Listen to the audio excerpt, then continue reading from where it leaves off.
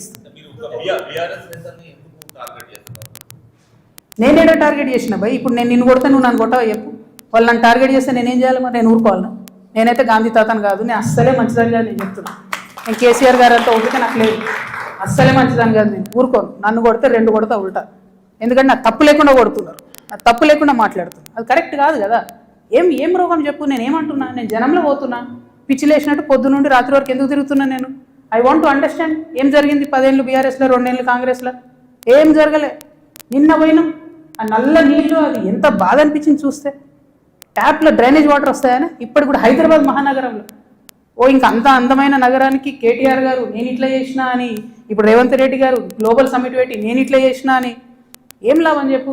ఆడబిడ్డలకు ఒక delivery hospital ఉండదు, నల్లలో మోరు నీళ్ళు వస్తాయి. ఇదో మహానగరం, దీనికి సంతోషపడాలి. ఎవరొకరు అడగాలి కదా. అడిగితే కేసులు, అడిగితే లొల్లి. ఇంతే. ఏం భయపడేదాన్ని కాదు నేను. ముందుకే పోతా, వెనుకకే